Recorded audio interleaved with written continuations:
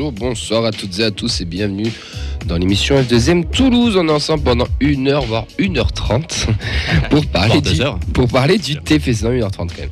On va essayer de la faire synthétique quand même, ça ne va pas se mentir. Avec moi aujourd'hui, on a une belle brochette de titulaires, on a même des revenants. Mais on va d'abord commencer par les titulaires avec Nathan. Comment il va, Nathan ? Ça va, content. Moins du placement avec la personne avec qui j'ai invité, mais ça fait plaisir. Mais sinon, content, ouais. Assez heureux. Voilà. Le revenant, il est à sa droite. D'habitude, il est en cabine, mais là, il est en plateau. C'est Elliot. Comment il va, Elliot ? Eh bien, écoute, très content d'être là. De base, j'étais en réserve avec les jeunes. Et puis là, je suis repassé titulaire pour une soirée parce qu'il y avait plein de blessés, plein de malades. Donc, content d'être là. J'espère que. T'étais bon à l'entraînement aussi. Ouais, c'est vrai que. Le mec n'a pas loupé un match depuis qu'il a arrêté l'émission, quand même. Alors que le mec ne venait un match sur 3 avant. C'est clair, mais c'est beau. C'est beau, c'est magnifique. C'est bien. Avec nous à côté en assistant technique vidéo, on va dire, et réseaux sociaux, c'est Vincent. Comment il va ? Écoute, ça va, je suis content d'être là, toujours titulaire, fidèle au poste. Une pensée pour Roxance, première fois que je mets son très beau t-shirt. Voilà, on a le merchandising de la feuille de match. Je l'ai en dessous, mais j'ai froid, donc je garde mon pull. Mais ça sera pour le OnlyFans de la feuille de match, c'est ça, les coulisses de Camille. Joyeux Saint-Valentin. En parlant de Saint-Valentin, tiens, il y en a un qui n'a pas fait le canard ce soir et qui n'a pas fait 2 canards tout court d'ailleurs. C'est Fred. Comment il va, Fred ? Ça va très bien, merci. En forme ? Ouais, en forme. La feuille de match, c'est une équipe qui fait tourner, qui tourne. Et donc ce soir, je suis T'as la technique. Je suis à la technique, changement de système, quoi. Ouais, mais parce qu'on aime bien les mecs polyvalents. Dans le foot moderne, il faut être polyvalent. Il faut savoir jouer tous les postes.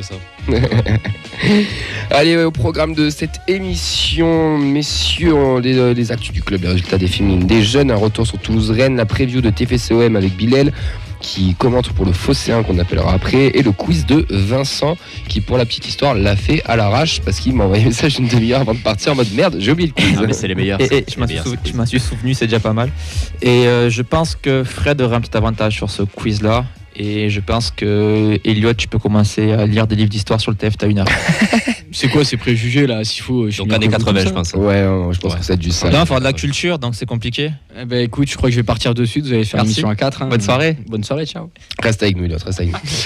Vous pouvez réagir sur Twitter avec l'hashtag FDM Toulouse, sur notre compte F2M Foot, sur la vidéo du Facebook Live que Vincent gère, mais pas que, parce qu'on est aussi sur Radio Occitanie, sur le Facebook Live, mais surtout sur Twitch. C'est la petite nouveauté depuis 3 semaines. On est sur Twitch. Ouais, et je vais dire, putain, ça marche. Ouais, pour le moment. Ouais, garde toujours le pour le moment, parce qu'on sait jamais. Là, ça tient. Écoute, là, ça tient pour le moment. Donc, on embrasse les quelques viewers qui sont déjà connectés. Là, je vois du Free Fly Braids, du Jimmy 3146 qui sont sur et du Kylian 309 aussi qui sont actuellement sur Twitch. On leur passe un petit coucou. Ouais, que des routiers, quoi. Twitch, n'oubliez pas que si vous avez des soucis techniques avec, Fred peut vous l'expliquer en privé. Hein. C'est notre responsable Twitch, hein. Ou Twix comme il l'appelle en off. Il faudra Twix qu'à Twitch. Allez, c'est parti pour la 190e émission. Déjà, on approche de la 200e, hein, les gars. Ça commence à devenir sérieux toute cette histoire. C'est propre. Le début de la fin. On va parler des news et des résultats des jeunes, des féminines. Ricili, la frappe de l'anglais. Oh, le but. Ricili, le canonnier. Ricili, le buteur. Avant de commencer cette émission, Fred a eu la chance et le privilège d'assister, grâce à son adhésion à Dist, à la réunion supporters dirigeants. C'était jeudi dernier et Fred, tu vas nous faire un petit compte rendu un peu... Non, succès synthétique, ouais, mais voilà, les points les importants, on va essayer de débattre un peu et nous raconter aussi ton expérience. Déjà, comment t'as vécu cette première expérience autour de... avec le club, parce que tu avais quand même Comoli, Jobert en face de toi, Martin Truchot, la presse. Il y avait tout, il y avait le gratin, quoi, comme on dit. Ouais, c'était comment ? Ouais, c'était chouette parce que c'était la première fois que je me retrouvais là. Bon, j'étais accompagné de Yves quand même. Bien sûr. Le patron de la Dist.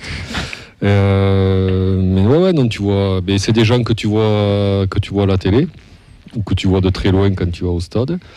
Et là, tu les as en face de toi, en mode détente, quoi, un peu. Un peu impressionné ou pas quand même ? Non, franchement, non. Franchement, il en faut plus, ça. Ouais, et puis non, j'ai trouvé des gens très à l'aise, qui te mettent à l'aise. C'est important. Ouais, c'est important. Et puis, on t'est reçu sans chichi, ça, voilà, ça... On se serre la main comme ça, bonjour, enchanté, bien. Excellent. Nature. Bonne première expérience du coup. Ouais, bonne première expérience. Ce qu'il faut savoir, c'est que Fred aussi postule pour aider à que la diste perdure. Et pour le moment, Yves ne l'a toujours pas dissoute. Donc c'est que c'est bon. C'est que c'est bon, on va arriver à la garder. D'ailleurs, au passage, je vois de plus en plus de pulls à diste au stadium et ça fait plaisir. Bon, bref. C'est peut-être là la vraie info du soir. C'est peut-être là la vraie info du soir. Je pense que Yves, s'il nous écoute, il va vite nous mettre un message, mais on l'embrasse bien sûr. Allez, qu'est-ce qui s'est passé dans cette réunion de supporters dirigeants? Quels sont les points les plus importants que tu vas aborder avec nous ce soir? Alors, les points, déjà, dire les personnes qui étaient réunies. Donc, il y avait Damien Comolli, donc le président, Olivier Jobert, Karim Ouari, le directeur des opérations, Martin Truchot, le responsable de la com et de la relation presse, Guillaume Villerel, référent supporter, donc ça c'était côté TEF. Et côté ASSO, qui s'était déplacé donc, pour débattre et pour écouter, il y avait donc la DIST, les Indians Tolosa 93, les Visca Tolosa, il y avait un membre des BFS et des Forza Viola également. Donc, du beau monde. Ouais, du beau monde. Toutes les parties prenantes étaient, on va dire, réunies, quoi. Alors, ça a commencé donc par une prise de parole de Comolli, donc sur un bilan sportif. Donc là, on n'a pas. C'était un peu une redite de sa conférence de presse, de sa com de presse, c'est-à-dire dans le sens donc un bilan sur l'équipe pro, donc tout va bien. Ouais. Sur l'académie, donc là aussi les résultats sont très très satisfaisants. On a quand même appris qu'il y avait un souhait des staffs de faire monter des jeunes, de les surclasser. Donc ça avait déjà commencé.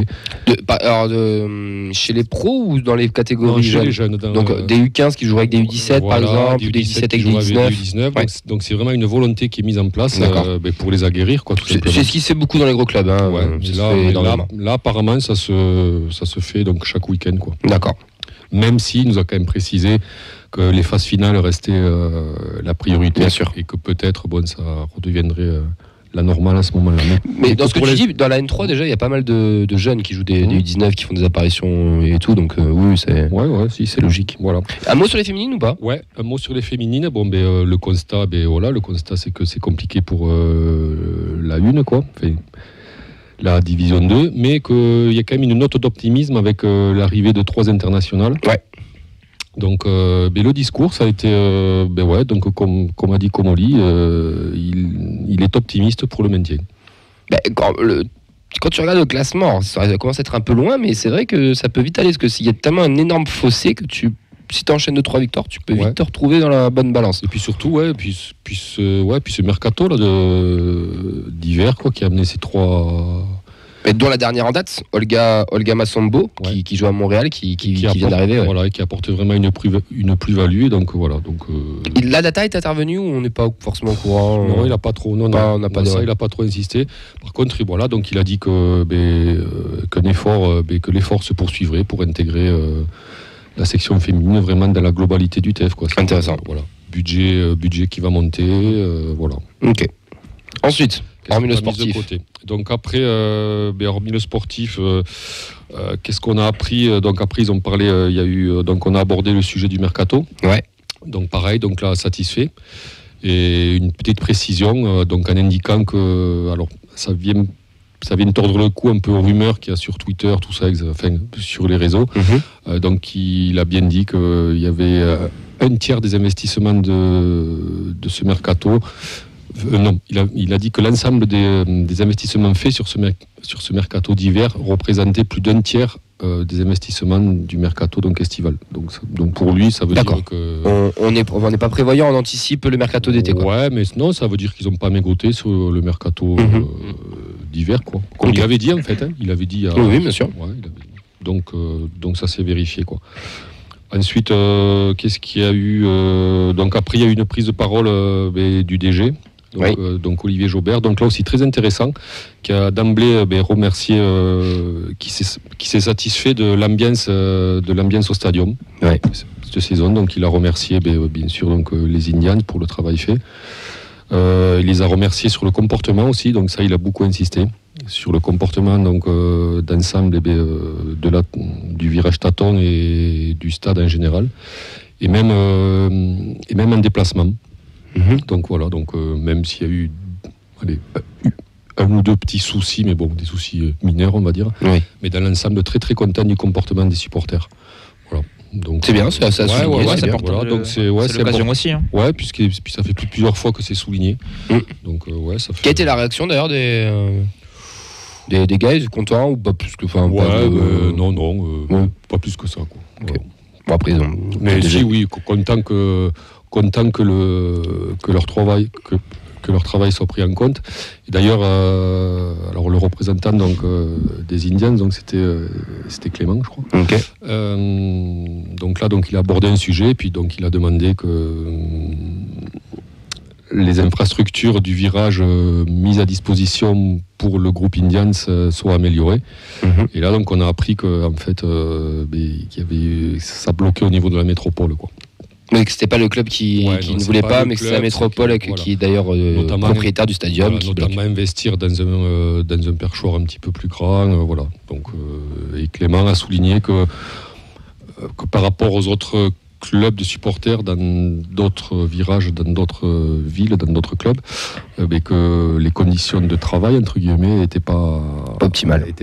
Quoi. Okay. Voilà. Je pense que ça sera pris en note et qu'ils feront le nécessaire après, de la mairie. Donc le motif, ça a été le veto mis par la métropole. Quoi. Ça ne m'étonne absolument pas. Après, voilà. C'est pas nouveau. Hein, non. Il y a plusieurs accrochages déjà du temps d'ancienne direction. Donc il y a des hauts et des bas dans ces relations. Et encore, on va pas se mentir, cette année, les enceintes marchent. Rappelez-vous, certaines années où les enceintes pétaient. Après, non, c'est les Indians qui ont investi, donc en plus, j'ai une bêtise. Mais quand le micro sautait, etc. Enfin, voilà, le perchoir, il n'existait pas, il a été mis, mais ils ont sûrement mis le premier qu'ils ont trouvé. Mais c'est vrai que ça serait peut-être mieux d'adapter. Et après, sur le même ton, quoi, d'emblée, sans qu'on aborde la question, mais je pense parce qu'ils savaient qu'on allait l'aborder, il a abordé donc l'installation des filets de protection en parcage visiteur. Donc là, le motif, quoi, c'est la protection de la tribune famille qui est juste à côté. Okay. Mise à rude épreuve dès ce dimanche. Voilà, donc, est-ce que c'est la Ligue qui l'a imposé ou absolument pas? Et non, je pense que c'est le club qui a pris cette décision. C'est pas une obligation de mettre, parce que je vois beaucoup de SAD qui c'est fini. Non, puisque nous on l'a. Un encadrement, je crois que nous on l'avait pas dès le départ. Puisque nous c'est nous. Ouais, mais est-ce que c'était pas une obligation de le mettre? Nous on avait des grilles à l'époque, souvenez-vous. On avait des grosses grilles à l'époque qui ont été enlevées. Mais depuis le début de la saison, il n'y avait rien, donc c'est que. Oui, c'est vrai, t'as raison. Oui, c'est vrai qu'il n'y avait rien, donc il n'y a pas forcément d'obligation. Ou alors, il n'y a même pas de toit là maintenant, t'imagines? Ou alors les protections qui existaient déjà étaient considérées comme suffisantes par la Ligue, quoi. Et ensuite, donc ça une fois donc évoqué, donc bon, il a évoqué donc pour les filets les soucis qu'il y a eu pour la réception de Montpellier et puis du PSG. Après, je pense que l'installation s'est faite. Je pense par rapport au match de dimanche, je crois qu'il arrive, quoi. Possible. Voilà. Et puis donc il a bien insisté que c'était une tribune famille, qu'il fallait la protéger, qu'il y avait une différence entre recevoir des bouts de sandwich et d'autres choses, quoi. Voilà. Mais bon, ça on l'avait bien compris, quoi. Après on a appris quand même quelque chose d'important aussi. Enfin, pour moi il me semble que c'est important. Donc à partir de la saison prochaine, l'achat des places. Quand on voudra se déplacer donc en parcage visiteur, l'achat des places pourra se faire sur la billetterie du club. Pas mal ça. Donc c'est eux qui reprennent la main des ventes. Ouais, okay. Mais un peu comme ça s'est fait à Paris d'ailleurs. Ouais, c'est ça. Ça s'est fait pour le déplacement à Paris, c'est le club qui a... Au niveau des groupes, ça se passe comment du coup? Je pense qu'ils ont des places réservées, non? Ouais, il y aura alors... donc ça a été pour le grand public alors, pour les... c'est pour, on va dire, les gens qui se déplaceront pas donc, avec les groupes de supporters. Et les groupes de supporters, donc apparemment, donc, ils auraient donc une dérogation. C'est-à-dire qu'ils auraient des places mises à part, voilà. Donc ils ne seraient pas obligés de genre, on est sûr d'être 300, mettez-nous 300 places de côté, il en reste 200, et ceux qui veulent venir... et après, c'est pour, par exemple, typiquement à Paris, c'était les gens qui étaient sur place sur Paris, qui voulaient venir à parcage et qui étaient obligés de passer par les guichets parcage, quoi. Ça peut encourager le public à se déplacer aussi, le grand public. Oui, non mais Paris, fallait passer par la billetterie du club. Moi, j'ai pris ma place sur la billetterie du club. Après, là-bas, t'avais des mecs du club qui te donnaient ta place. Ouais. Et ensuite, donc après, bon, aussi une grosse info, quoi, enfin une grosse confirmation. Le club, donc ça y est, le club est officiellement depuis le 9 mars 2023, donc c'était le soir de la réunion. Donc on l'a appris vraiment le jour. 9 février, non? Le 9 février. Il est dans le turfu. Il spoil. Il est dans le turfu, Fred. On dit pas tout. Prolongation de Van Den Boomen. Est-ce qu'on va en finale de Coupe de France et qui on prend en demi? Le 9 mars, le 9 mars, on sera en demi, je pense, non?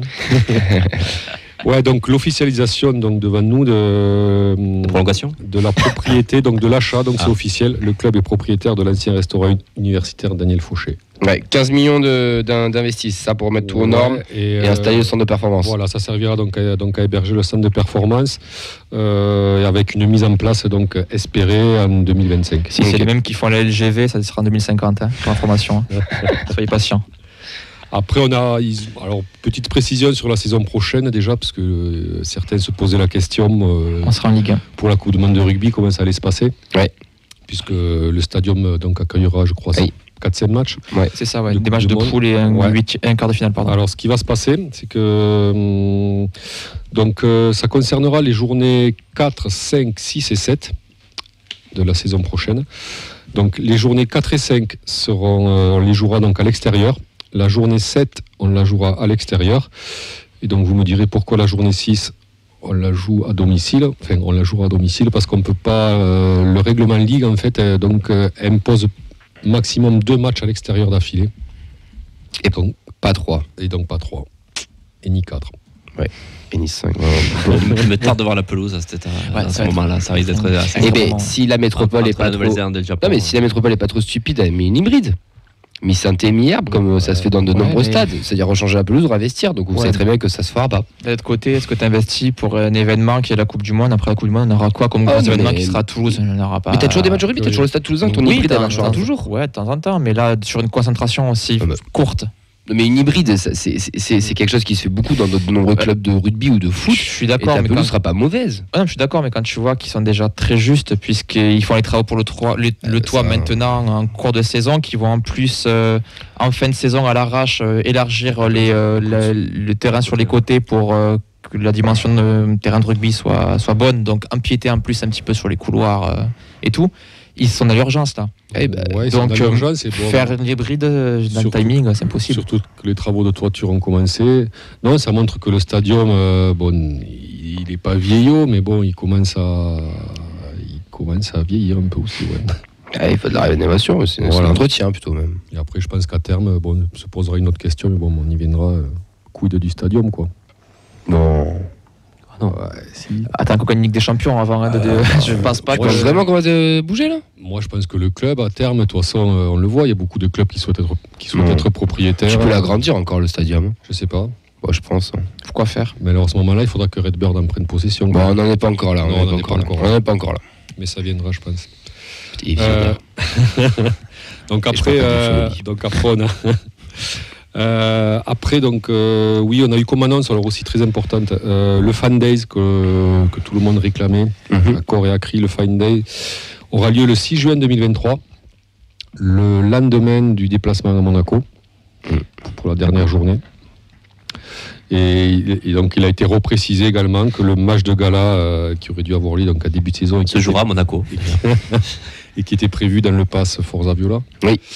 Eh bien, en fait, il a été annulé, mais ça a été... Ils ont un peu de la chatte avec le pass Forza Viola, parce que notre parcours en coupe fait qu'en fait, on a les matchs gratos. C'est ça, donc ça ils ont un peu de la chatounette quand même, on va pas se mentir. C'était prévu, tout ça. Et donc, il nous a quand même annoncé que c'était de la faute du Dynamo Kiev, quoi. Oui, après, c'est possible, hein. Mais si je dis pas de bêtises, de mémoire, il y a eu un transfert qui a été fait avec Club Languet, ils ont privilégié de faire un match amical. C'est ça. Donc, après, est-ce qu'on rêvait vraiment de voir un match de gala face au Dynamo Kiev? Non, mais vraie question, les gars, est-ce que vous rêviez de voir un match de gala face au Dynamo Kiev? S'il est gratuit, pourquoi pas, hein. Non, sérieusement, c'est pas... Non, le Dynamo Kiev, ça fait pas rêver sur le papier. C'est sûr. Pas Vendée, non? Ouais, non, pareil. Je sais pas, ils activent la filière Redbird, il faut me dire Milan AC, là je suis d'accord. Ah ouais, avec un grand sourire, mais. Et pourtant, c'est des clubs, je pense qu'il y a des très très bons joueurs, quoi, chaque fois. Ah, mais attention, je dénigre pas le Dynamo Kiev. En plus, ce qui se passe avec les guerres, etc., ça aurait pu être très sympathique, un bel hommage. Et je ne me faites pas dire ce que j'ai pas dit. Mais sur le prestige de mais voilà, sur juste le Dynamo Kiev TVC, est-ce que ça vous fait saliver d'avoir ce match-là? C'est plus de l'historique que vraiment. Il y a 30 ans, oui, clairement. Mais sur un amical. Il y a 30 ans. Ouais, mais ton match de gala, tu l'avais un mois après contre le PSG, au final. Ça aurait pas eu d'intérêt d'avoir. Ouais, surtout, moi, je pense que ça aurait viré un peu au match caritatif, quoi, puisque ça correspond clairement. La guerre en Ukraine. Totalement. Mais c'est pour ça d'ailleurs que je pense que Kiev a été choisi. Non, le jumelage aussi. Ouais. Il y a un jumelage avec toi. Ouais, Toulouse est jumelé avec Bon, KF. ça aussi, tu as le côté guerre un Oui, peu aussi, machin qui a joué, qui rentre en compte. Hein. Mais ça aurait été un tout. Ouais. Alors après, ça a été au tour des assos, donc de poser des questions. Il te reste 5 minutes, Fred. Là. Bon, ok, mais ça sera vite fait. Le match commence là, dépêche-toi. Donc nous, du côté de la DIST, on avait réceptionné 3 questions. Donc la première sur les PMR, on avait remarqué qu'il y avait un dysfonctionnement. Est-ce que tu leur as dit qu'on a le meilleur fauteuil du championnat? Parce qu'il faut qu'ils le savent quand même. Non, il est pas... Non. Tu l'as pas dit? Bon, on va dire non, je n'ai pas dit, j'ai fait bon, on a été modeste. Quoi. On leur présentera. Je viendrai. Voilà, il viendra, ça ira plus vite. Donc il y avait un souci au niveau du passage. Donc en fait, voilà, donc il faut savoir que les PMR, pour accéder donc à la Bodega, doivent emprunter donc un ascenseur, et cet ascenseur est réservé donc à l'accès à l'autre monde. Voilà, à l'autre monde, c'est-à-dire le milieu à faire. Le club à faire.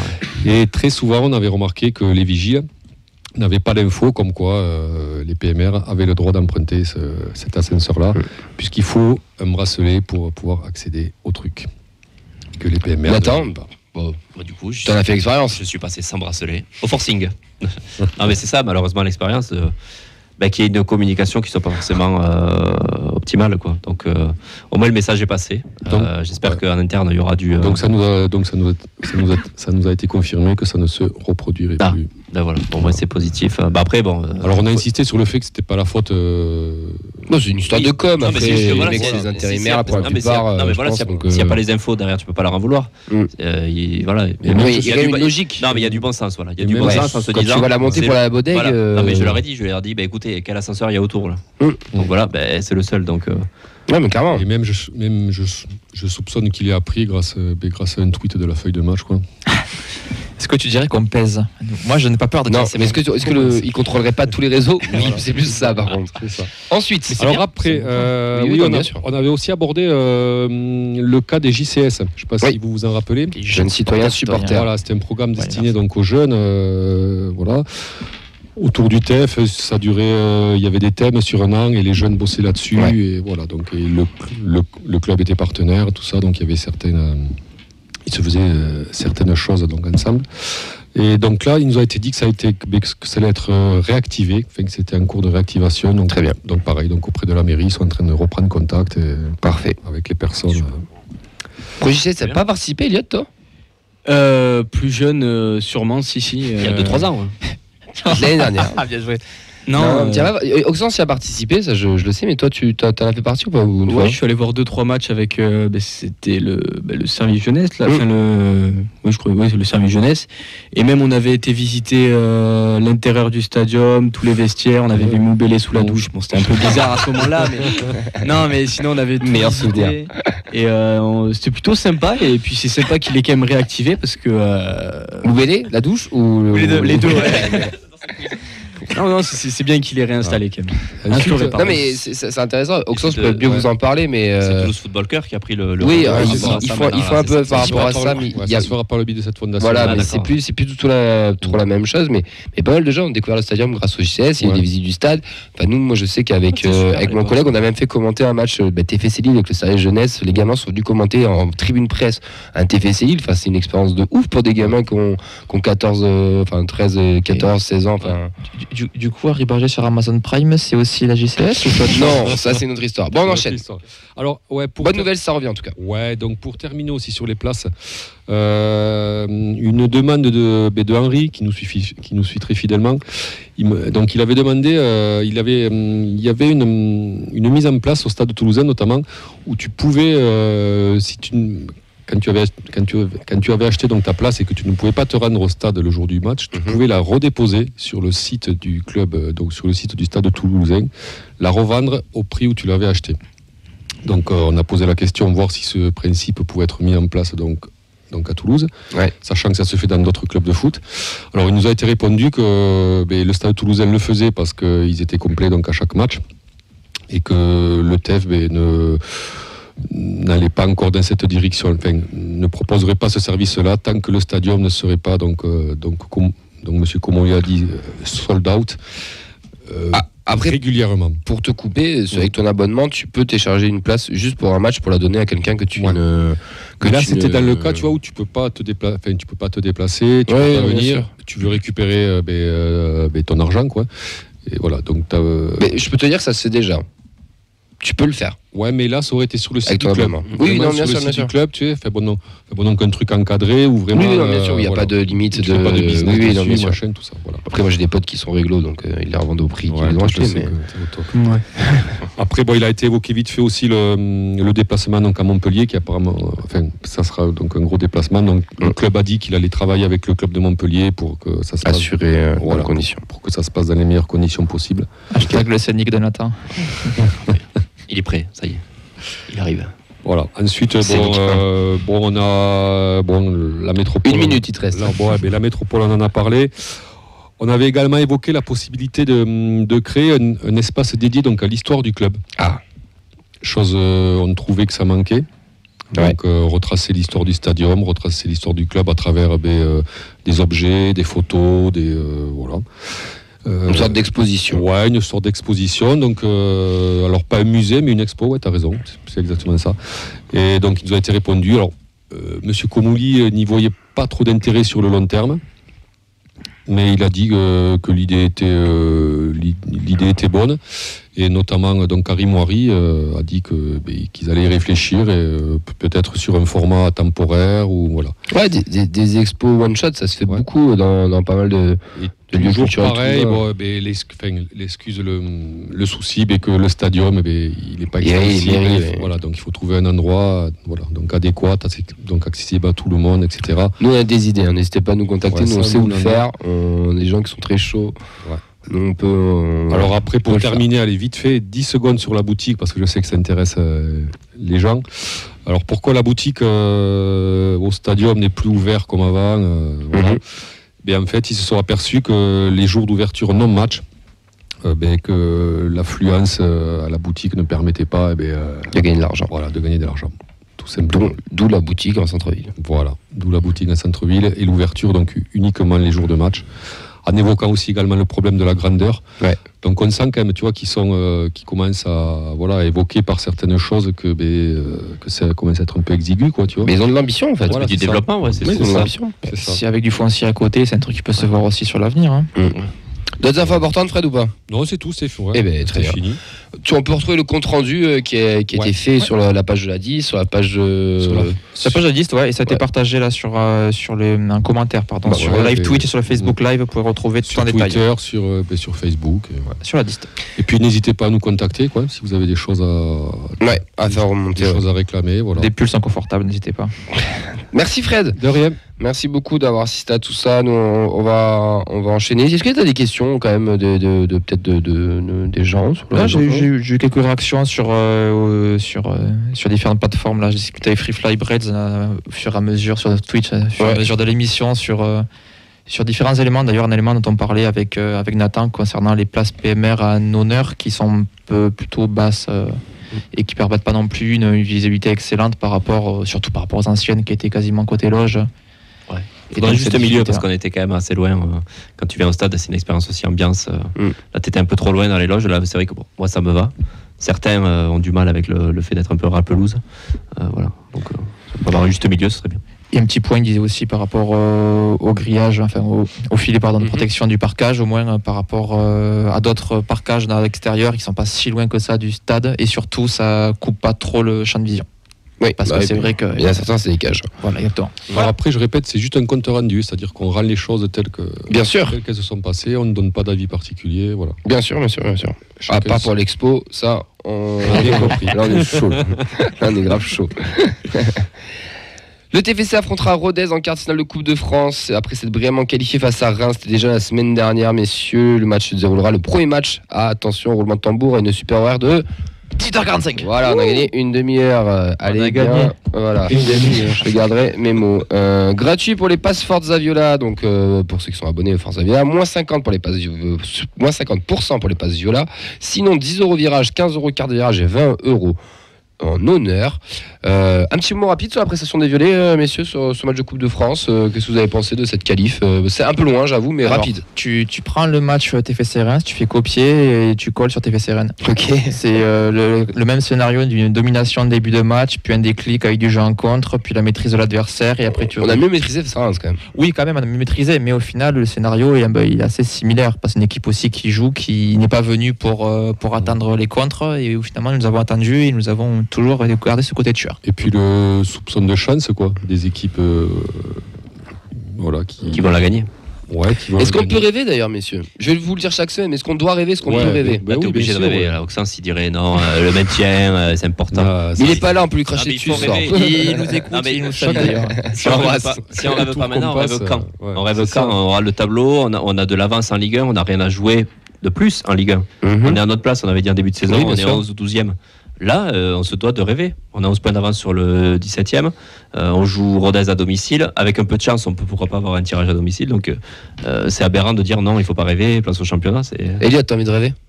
Ouais, ça peut toujours être cool de rêver, mais non, honnêtement, depuis le début de la compétition, on a quand même eu des tirages qui étaient quand même assez, je vais pas dire favorables, mais favorables, on le dit quand même. Ça veut dire une demi-finale à Lens ou à Marseille. Hein, ça. C'est fort ça. probable. Non, mais si là on joue contre Rodez en quart de finale. Ils sont pas en grande forme en Ligue 2. Ça peut potentiellement aller en Mais attention, demi. ça fait 3 ans aussi qu'on disait ça, on s'était fait taper par Ouais, mais à chaque fois, il y a des Versailles. excuses. Il y a des excuses Versailles, tout le monde disait ouais, mais on s'en Championnat. fout, il y a trop de matchs, faut qu'on privilégie le championnat. Là, le championnat, là, c'est on vraiment s'en branle un focus peu, dessus, tu vois. ouais. Sachant que Rodez, pour le coup, eux jouent vraiment la coupe en mode bonus et envoient vraiment une équipe remaniée ou une équipe bis en groupe. Et c'est ouvertement dit. Donc, Vous voyez il y a quand même Corridor, pas la de lucarne de probable, Corridor ou Par contre, s'il vous plaît, on arrête de suite avec les notions de derby. C'est pas un derby, Non. on va pas refaire le débat, mais c'est pas un derby Toulouse-Rodez. Non, clairement pas. C'est un match régional, La si vous Ligue voulez, pas Odipo. plus. La Ligue Non, mais surtout qu'il n'y a aucune endomiosité avec les L'Abdenorico, la les limite. Ruténois. Juste plaisir de revoir Abdeno au stadium, en Ouais. espérant qu'il fasse Ça, pas comme c'est tous les Ah anciens. oui, c'est vrai, ouais. Mais voilà. Fred, Oui. c'est quoi le 29 avril? Je sais pas, qu'est-ce qu'il y a le 29 avril? Ah bah tu vois, il est pas au courant encore. Lui, il rêve pas. Lui, il rêve pas. J'irai. Lui, il rêve pas. Il rêve pas. L'hôtel est réservé ici. Hein. Bien sûr que j'irai. Moi, j'ai regardé, on m'a demandé si je voulais des week-ends au taf. J'ai dit, ouais, le 29 avril, j'ai vu le lundi Pentecôte férié, j'ai dit, oh, c'est bon, en fait. C'est grave. Bon, voilà pour l'info Coupe de France. Ensuite, c'est les infos des prêtés. Begraoui, buteur sur penalty avec Pau. Flemings, lui, il est rentré en jeu dans la victoire de Niort face à Bordeaux. Sana était titulaire avec Laval. Skita, marqueur d'un match amical. L'information tout à l'heure, on vous l'a dit, Olga Massombo, qui a joué à Montréal, est arrivée chez les féminines. Et maintenant, en parlant des féminines, on va faire rapidement, vraiment, s'il te plaît, rapidement, le résultat des jeunes du centre de formation. Mon petit Nathan, qu'est-ce qu'a fait la N3? La N3 s'est imposée 1-0 face à Agde, me semble-t-il, avec un but de Kylian Wattel. Ils sont à 5 points de Béziers et ils recevront Honnay-le-Château dimanche 26 février. Donc l'écart se resserre avec Béziers. Ouais, il, y avait ils ont 10 fait points, match nul, Béziers, ouais. il y avait 10 points il y a 15 jours. Donc voilà, ça se resserre. c'est On leur a positif. pris 5 points en 2 journées. Ouais. Ben, tant mieux. Ça prouve qu'il y a des bonnes choses qui vont arriver. Les 19, ils ont gagné 3-0 avec des buts de Dao, Edjouma et Camara. Premier, et ils iront à Colomiers le 5 mars. Je fais plus de phrases, hein, je m'en fous. C'est donc mini trêve avec les vacances. Les 17, ils sont secondes de leur classement. Ils iront mercredi à 16h à Balmain. Ouais, désolé, la semaine dernière, on s'est trompé. On avait dit que c'était mercredi dernier, c'est ce mercredi-là. Mercredi, là. Ouais. Demain. Mais à coup pas, Que c'est des demain. erreurs ici. Ouais, désolé. Mais on apprend de nos erreurs. Ouais. C'est beau. Les féminines, donc, elles se fait match nul chez les 4e Montauban avec un but de Mathilde Beaufils. Elles recevront Albi le 26 février à 14h30. La R1, elles sont allées gagner 3-1 à Montauban. Elles sont 3e, elles reviennent à 1 point de leur adversaire du jour. Elles recevront Toulouse Métropole le 10 février à 20h30. Et les 19, elles ont gagné 5-0 à Saint-Priest avec des buts de Lambert, Carrette, Ushkashi. Et les prochains matchs, donc réception de Montpellier. Fiorenzo, Ah oui, je l'ai oublié. c'est pas grave. Le réception de Montpellier dimanche 5 mars à 14h30. Le 26 février, il y a une petite journée sympa à se faire. Hein. Ouais. Il y a la N3 qui joue à 14h30 avec les féminines en même temps. Il y a moyen d'être.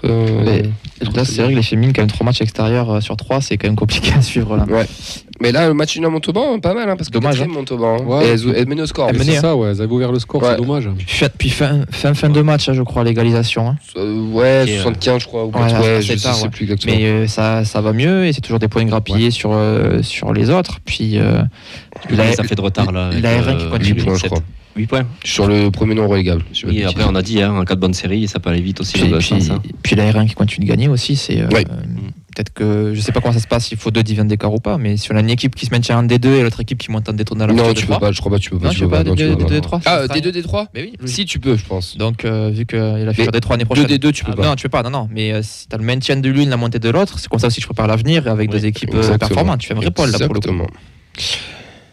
Vous pouvez retrouver chaque semaine le calendrier de nos jeunes féminines diffusé tous les vendredis sur nos réseaux sociaux ainsi que les résultats le lundi. C'est Vincent qui s'en occupe. N'hésitez pas à nous dire déjà si ça vous intéresse ou pas. Est-ce que vous regardez vous un peu le programme les gars sur les réseaux? Ah oui. Je le suis attentivement. Je suis content de la prestation de Vincent. C'est chic celui-là. Je suis venu juste pour ça. Non mais tu sais que tu reviens quand tu veux, t'as pas besoin de faire ça. Non, hein. ça c'est Valentin, la seule, j'aime bien. Allez, on fait comme ça. Non, puis sérieusement, si jamais vous avez des informations qu'on n'a pas, des modifications de match et tout, on avait eu BTO Disler qu'on avait comme invité qui nous avait déjà envoyé des informations qu'on n'avait pas forcément, n'hésitez pas. Quoi, ça on met à jour, on actualise. Et puis, Même si vous êtes allé voir les matchs, n'hésitez pas aussi, parce que des fois, on va pas se mentir, on n'est pas tous les week-ends au CM, ça nous arrive d'aller voir la N3 des 19, voir les féminines aussi. Mais s'il y en a qui vont plus régulièrement, qui veulent nous donner 2-3 petites infos, il n'y a pas de souci. Même s'ils veulent carrément devenir correspondants, quoi. Ah ben oui, clairement. et on a des t-shirts à leur donner. Ah, mais Voilà. lui, depuis qu'il a fait la réunion, il devient super ambitieux. Tu vois, il va faire un expo, il cherche des C'est le recruteur correspondants. là, à la data. On va lui laisser l'assaut. Dans 3 ans, mon gars, On a un local, on a il une est actionnaire antenne. et tout, on a un local, tout le bordel. Envoyez vos DM. Sur Twitch. Sur Twix. Allez, on va enchaîner avec le retour de TFC Rennes pour réagir à 05 61 80 40 40. C'est Fred qui vous répondra si jamais vous voulez intervenir. C'est pour frapper fort.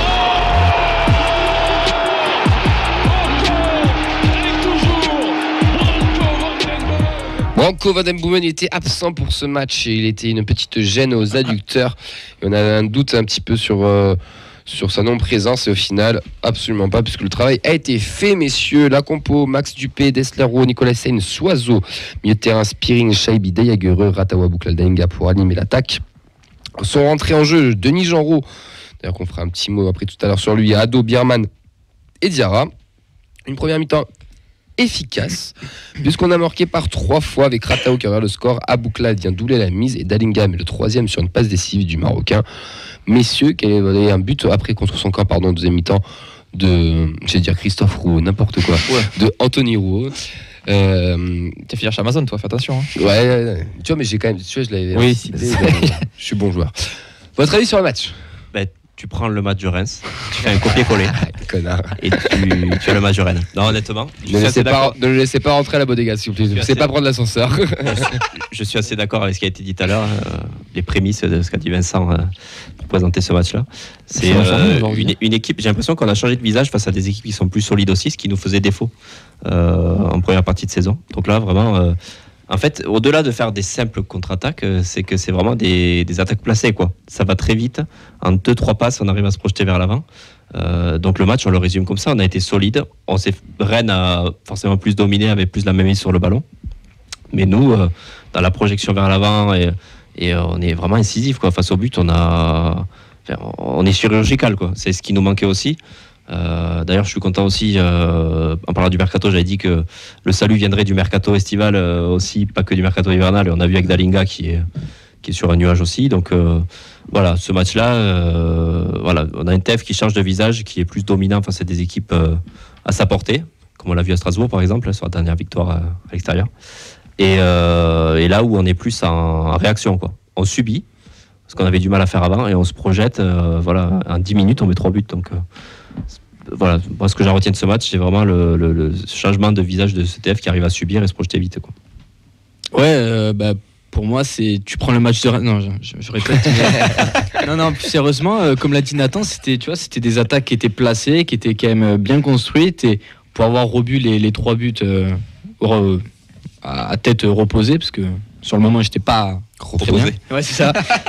Non, mais les buts, ils étaient bien construits. Le déplacement de fonction des joueurs était beau à voir. Et franchement, on voit que le TEF est quand même capable de changer de style de jeu face à des équipes. Donc là, ils ont joué quand même la contre-attaque et un peu le fait qu'ils soient dominés par rapport à des équipes comme... Oui, ils ont laissé le jeu, quoi. Ils ont laissé le ballon. C'est ça, exactement. Et techniquement, ils ont quand même été excellents. Et on en reviendra après sur les tops. Mais c'est vrai que le TEF a joué un très gros match. Et C'est bien. Ça fait plaisir. Après, vous dites des attaques placées. Moi, je suis pas vraiment d'accord. Moi, je trouve qu'on a été bon dans la transition rapide. Si on regarde les buts particulièrement, alors, peut-être pas le. C'est des buts opportunistes. Peut-être pas le troisième, ouais, mais les deux autres, c'est des récupérations hautes avec une grosse projection. Et le truc, c'est qu'on se projette énormément dans la surface. Moi, j'ai revu le match à tête reposée aussi. On est clairement, on est clairement dominé. On va pas se mentir, on est clairement dominé, mais c'est une domination mais qui est stérile, ils sont pas dangereux. Les Rennais, la première frappe, elle est à la 20e minute. Hein. Quand je dis ça aussi, c'est qu'on n'a pas l'impression que c'est une attaque, on dit au mec, cours vite, oui, vas-y, bien sûr. Il y a quand même une combinaison et tout. Oui, bien sûr. Oui, c'est pas un exploit individuel. Oui, bien sûr, ça on est d'accord. Ça on est totalement d'accord. C'est pour ça que je me permets la petite truc, mais c'est vrai que oui, sur la transition, il y a quand même des combinaisons, comme l'a très bien dit là, le dépassement de fonction, les appels, etc.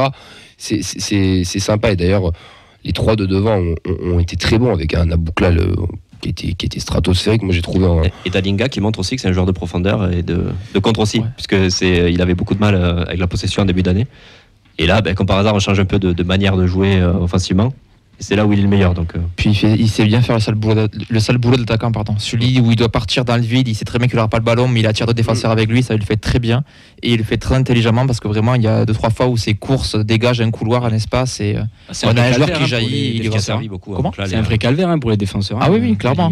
Puis le but qu'il met aussi, il montre qu'il n'a pas besoin de 50 000 occasions. Puis c'était Fabien Toniti sur Twitter d'Amazon. Qui d'Amazon et qui faisait la palette pour la Ligue 1 qui montrait ce jaillissement sur le but. Il freine un peu sa course, il ralentit, puis hop, il coupe le défenseur pour la reprendre. Et pareil, une touche de balle, il marque. Hein.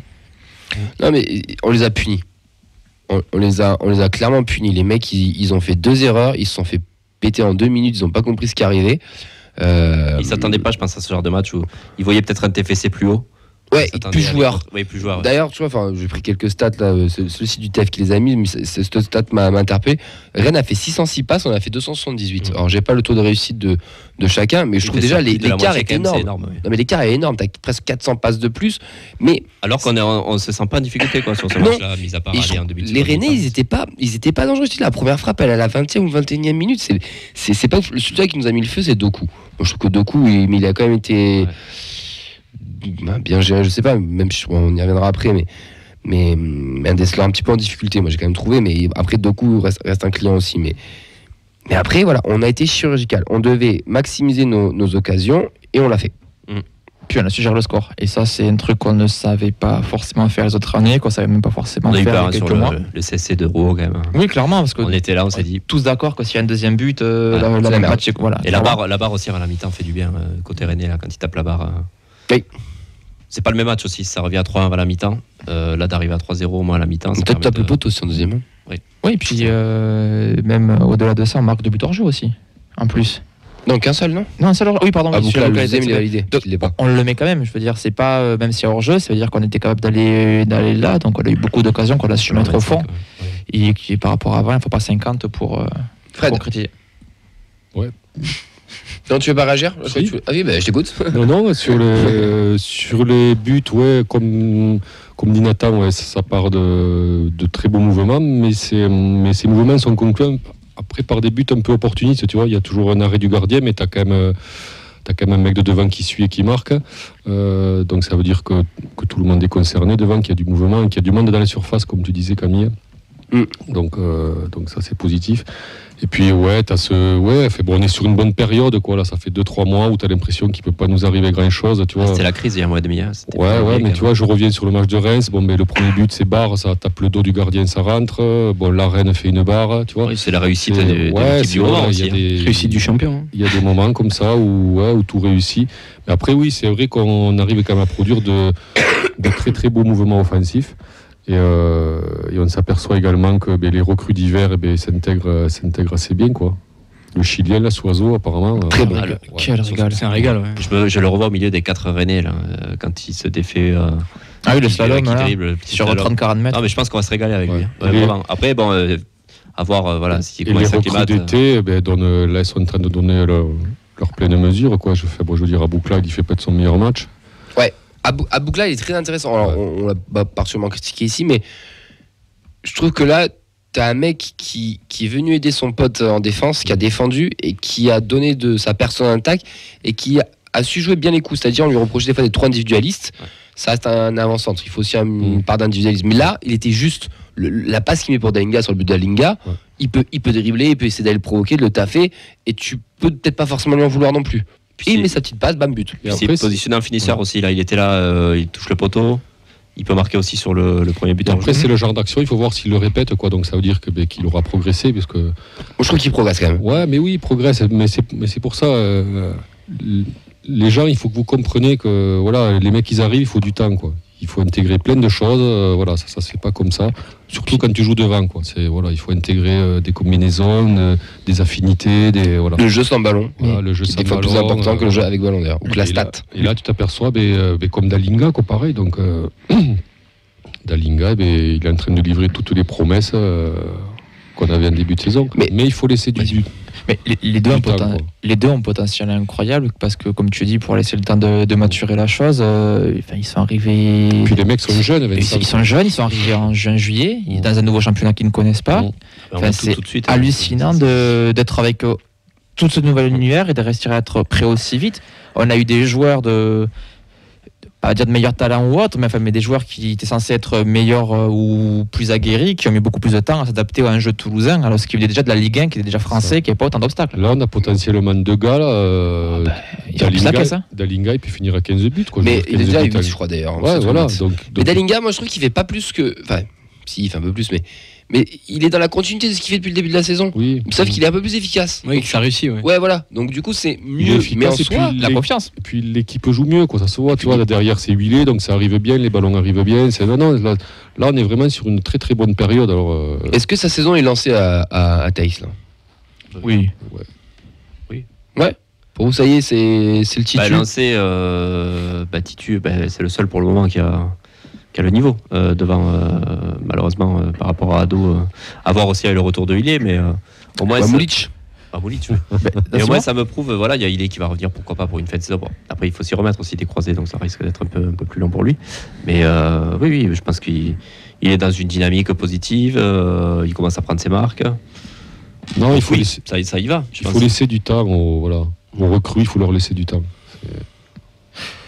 Des réactions sur le match, donc pour revenir un petit peu plus haut, donc pour l'analyse pour Bernard sur ce match. Donc le match de Rennes a ressemblé au match de Reims, voilà, je le cite, dominé, puis après le but contre-attaque, efficacité, ensuite maîtrise du match. Est-ce que le match de Reims ressemblait à celui de Rennes? Il faut le regarder ensemble. C'est philosophique ça, ces questions. Maîtrise du match et gros travail de tous les joueurs. Pour Anaïs, très plaisant et efficace en contre notamment. Content de voir Dalinga monter en puissance et le retour de Jean Roch qui fait plaisir. Free Fly Breads sur Twitch qui nous dit: moi qui suis le TFC depuis le début de la saison seulement, c'est sans doute le match qui m'a fait le plus vibrer.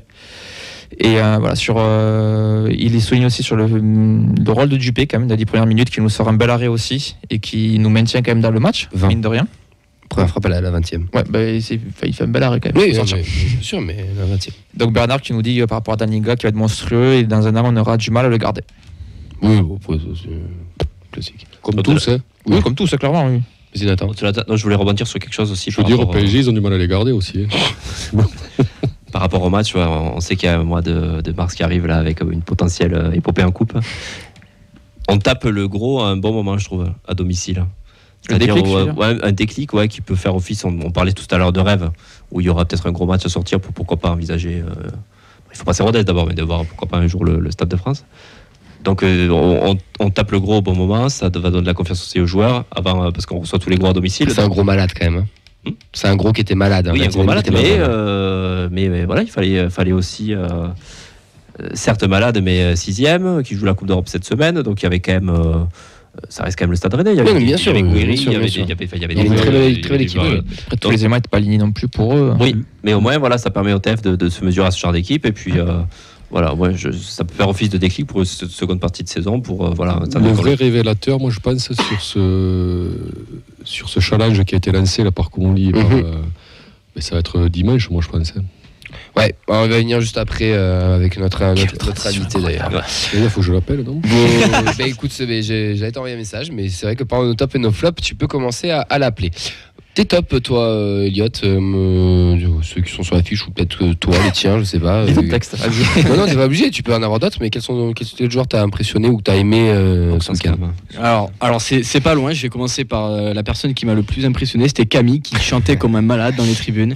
Sans toi, on n'aurait pas vécu le même match. On l'entend depuis l'honneur. Avec non, mais attends, trêve de plaisanterie. Non, mais trêve de plaisanterie. C'est une blague, certes, mais le nombre de mecs qui chantent pas sur le côté, moi ça commence à me C'est une saouler. appellation. Là. Non, mais vraiment. Non, mais les mecs qui regardent l'écran alors que t'as un virage, ou des mecs derrière moi, ce que je disais à Elliot, qui ont dit oh, on se met à gauche, pas à droite, parce qu'à droite c'est des drapeaux. Mais frère, casse-toi, va en honneur. Non, mais sans déconner. Donc, frère, si tu te reconnais. Non, Voilà. mais c'est ouf. Non, moi ça m'en rend ouf. Mais bon, bref. Allez, Camille Ultra est là. Non, mais c'est pas Camille Ultra, tu es en virage, tu chantes. J'ai peur vas pas à la télé. à côté de lui là. Je t'envie, Elliot. Toi, tu Elliot, vois. t'es vrai top. Ouais, laisse-moi parler, Vincent. Concentre-toi. Non, plus sérieusement, le milieu de terrain, je trouve qu'il a quand même été rayonnant. Où, on voyait que quand même les retours défensifs étaient présents. Il se projetait toujours dans la surface et vraiment. En particulier des Jagereux qui a fait un match stratosphérique. Ouais, il était énorme. Ouais. Et après en troisième top, Dalinga, 3 et 4e top, Dalinga et Abouklal qui ont, comme tu l'as dit tout à l'heure, qui ont donné de leur personne et vraiment ils se déplaçaient pour faire jouer l'équipe, ils essayaient d'attirer les défenseurs hors de leur poste habituel et puis franchement ils ont fait un match rayonnant, ils ont marqué tous les deux. Donc, ouais, buteur et passe d'espoir Bouclal. D'accord, Nathan? Ouais, c'est d'accord. Ouais, Bibiche, Gros match. Gros match. Ouais. Bah, il fait son rôle, c'est-à-dire de compenser le fait que Van Bouen soit pas là. C'est ça. Bah, merci pour le. Excuse-moi. Non, mais c'est exactement ça. Shaibi aussi, les gars. Shaibi dans ce rôle de milieu. D'ailleurs, on était plus sur un 4-2-3. J'ai trouvé qu'un 4-3-3 habituel et c'était très intéressant aussi la position de Shaibi, je trouve. En fait, Shaibi, on commence à être habitué. C'est ça qui est affreux. C'est qu'on se rend pas compte à chaque match du talent qu'il a, ouais, de l'âge qu'il a. Du QI footballistique qu'il a même, je pense. Incroyable. Ouais. Et puis c'est le fait de se dire aussi, c'est pas une Van den Boomen dépendance, et c'est peut-être ce que Rennes avait anticipé pour au final se trouver bloqué face à la liberté de Jagereux dans ce match. Des flops sur ce match? Pardon, peut-être que tu veux dire. Pardon. Ouais, il y a Anaïs Elliot qui chante pas. Anaïs qui citait Soiseau qui était assez monstrueux. Il y a aussi Abouklal quand même. Pour Bernard, il y a aussi Bibi chez Abouklal.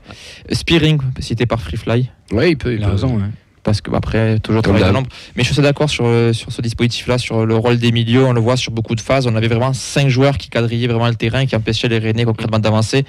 Et comme Camille nous le souligne assez justement tous les lundis soirs en foot à 7, on est en bloc, on attend le temps de passe et d'un coup, pof, on va sur le gars pour essayer de bloquer. Et c'est là où il y a eu les erreurs, c'est là où ça marchait, c'est là sont partis les buts. Et je voudrais juste ajouter moi un truc sur Shaibi. La dernière fois que j'ai eu cet effet-là d'avoir un joueur qui... C'est pas qu'il a pas le niveau pour le TEF, c'est qu'il a limite pas le niveau pour la Ligue 1. C'était Auxence au foot à 7. Non, c'était Ben Yedder, vraiment. Je trouve qu'un type qui a une classe, une élégance, et on dit quand on le regarde jouer que profitons-en, ça va pas durer, et que s'il tombe sur les bonnes personnes, rien ne peut lui être impossible. C'est une petite déclaration. Mais c'est un régal, quoi. Non, mais Puis il arrive après, il arrive en virage, il prend le micro, il va avec les Indians chanter, c'est magnifique. On en avait déjà, mais bon, il a joué qu'en Ligue 2, c'était à Minali, quoi. Ouais, mais là, plus, là, quand même. Shaibi, c'est la Ligue 1. Ouais, voilà, c'est la Ligue 1, mais je pense que. Mais c'est la même trempe. Ouais, mais voilà. Moi, je pense qu'Adli, il aurait tout pété en Ligue 1 aussi, quoi. Le retour de Genreau, ça c'est pas flop ni top, mais c'est la petite note positive. Il a fait le boulot. Il a fait le boulot, il a rangé le virage et tout, c'était agréable. Parce qu'il fallait gérer un score aussi, et il a bien fait aussi avec Ado qui a été intéressant dans ce rôle-là aussi. Flop, non, on n'en met pas sur ce match, si, peut-être non. Si les mecs n'ont pas chanté à gauche. Bernard disait un léger flop sur Rouault quand même. Ouais, mais je trouvais ça, j'ai failli le mettre, je l'ai supprimé après, je trouve ça dur de le mettre en flop. Mais c'est moins bien depuis quelques temps. Voilà, il y a un petit passage à dire. C'est surtout son retour de blessure qui était un peu compliqué. Enfin, il avait été absent un petit moment. Ouais, c'était quand même poil mieux que la semaine dernière, je trouvais. Ça, légère progression, léger mieux, mais effectivement, c'est un peu dur. Ouais. Allez les gars, on a un petit peu la bourre, donc on va enchaîner. On va présenter maintenant le prochain match de dimanche qu'on attend tous entre le club et l'Olympique de Marseille. Ratao. Rentrée, Genreau, il va tenter quand même la frappe. Et derrière! Bonsoir Bilal et bienvenue. Est-ce que tu peux te présenter un petit peu Bilal ? Moi, je me présente, moi rapidement, Bilal Ben Khalifa, le plus grand supporter de l'Olympique de Marseille. Non, je déconne. Mais un supporter fanatique, abonné depuis un peu plus de 20 ans dans les virages de l'OM. J'ai une passion aussi, je commente les matchs pour des médias locaux, notamment le Phocéen, Maritima. Ah, stylé. Donc, en gros, je vis la passion de l'OM comme un vrai socio supporter. Si j'avais pu être joueur, j'aurais été sur le terrain. Est-ce que tu aurais commenté sur le terrain en même temps que tu jouais? Ah, mais ça, c'est un kiff, ça. C'est un kiff, c'est un plaisir, ça, les gars. Mais et ça... je commente dimanche sur le plateau du Phocéen pour le match à domicile au Stadium Vélodrome. Ça commence. Donc à partir de 20h45, je crois. Ouais. Mais écoute, nous, on comprend ta passion de commenter, parce que nous, ça nous arrive aussi de le faire, et c'est vrai que c'est quand même un sacré kiff. Bon, Bilal, est-ce que tu peux nous parler un petit peu de Marseille? En ce moment, c'est quand même l'équipe qui est très en forme dans notre championnat. Comment tu trouves la dynamique là, des Marseillais? Depuis le retour de la Coupe du Monde, on a quand même enchaîné des performances de haute volée contre des équipes moins bien classées, dont le démarrage c'était face au TFC. Ouais. Je trouve j'ai bien aimé l'interview d'après-match de Montagny après le match face à Toulouse, parce que je trouvais que le score n'était pas révélateur finalement de ce qui s'était passé sur le terrain, notamment en première mi-temps, où vous avez eu quand même pas mal d'opportunités et il y a quelques joueurs qui ont un peu croqué un petit peu la feuille pour dire pour la faire simple, parce qu'on part à 2-0 à la mi-temps et finalement il y aurait pu y avoir un partout, voire même 2-1, voire 2-2. Donc moi j'ai été très très prudent après ce match face à Toulouse. Après c'est vrai que la deuxième mi-temps on a plus ou moins déroulé et Toulouse a un peu craqué, où on a été aussi très très réaliste. Et ce match-là, si vous voulez, c'est un peu le préambule de l'épopée qu'on a pu avoir tout le mois de janvier, où on a enchaîné vraiment de très très grosses performances avec des matchs tous les 3 jours. Hormis le match face à Nice, où le score n'est pas révélateur de ce qui s'est passé sur le terrain. Oui, ils ont été très réalistes les Niçois. Voilà, c'est l'unique défaite que l'on a depuis le retour de la Coupe du Monde. C'est face à Nice. Ouais. Donc on perd 3-1 à domicile, mais il y aurait largement pu avoir 2 partout. Et si c'était un peu en notre faveur, ça aurait pu même mieux tourner. Donc actuellement, on a eu un très très gros mercato. Très très gros mercato. Je pense qu'on s'est renforcé pour ma part, c'est pas parce que je suis Marseillais ou chauvin, mais si je prends l'ensemble des effectifs de Ligue 1 aujourd'hui, avec les renforts qui sont arrivés comme Malinowski, Unai et Vitinha, on se retrouve à avoir pour moi le deuxième meilleur effectif de Ligue 1 et d'assez loin en termes de qualité et quantité. D'ailleurs, le petit Vitinha, là, je vais pas te mentir, hein, on suit l'actualité, on suit le foot, donc on suit bien sûr Marseille aussi. J'ai trouvé ça quand même assez cher. Alors moi, c'est mon avis extérieur de Toulousain, mais vous à Marseille, 30 millions, c'est ça, un peu plus de 30 millions sur Vitinha. Comment vous le voyez, vous? En fait, cher, on parle de quelque chose de cher quand on connaît la valeur de revente. Tu connais le pédigré du joueur, la nationalité du joueur et les clubs qui étaient dessus. Tu peux te dire que si ce joueur-là performe à l'OM, techniquement, tu peux avoir un joueur qui peut partir pour des sommes très très importantes. C'est une sorte d'investissement. Il faut aussi se dire que actuellement, je pense qu'en Ligue 1, on a quasiment ce qui se fait de mieux en termes de président et de directeur sportif sur le volet du recrutement. C'est les scouts 2.0. Et en général, quand ils mettent de l'argent, jusqu'à maintenant, ils se trompent rarement sur des gros investissements. Donc, pour moi, je pense que c'est pour prévoir l'après Alexis Sanchez, oui, qui réalise une saison tout bonnement incroyable. Il est à 13 buts en 28 matchs. Et c'est pas un attaquant de pointe, mais aujourd'hui, dans le système que met en place Sudor, c'est l'attaquant de l'Olympique de Marseille et c'est le leader technique, c'est le leader par l'agressivité. Et c'est le leader par le palmarès aussi, par rapport aux autres joueurs de l'Olympique de Marseille. Oui. Le mercato avec Unai et Malinowski aussi, gros joueur de Serie A. Malinowski, grosse recrue. Ouais, très grosse recrue. Ah oui, très Unai, bon. Je pense que vous verrez, peut-être qu'on en rediscutera lors d'un prochain OMTFC, mais vous verrez que je reste convaincu que ça sera probablement le joueur avec le plus gros potentiel des 22 acteurs marseillais. Ah, Malinowski, moi, pour suivre beaucoup la Serie A et Bergame et tout, Malinowski, quand je l'ai vu débarquer à l'OM, c'était même une surprise, sans porter préjudice à l'OM, mais un peu une surprise, tu vois, déjà qu'ils partent.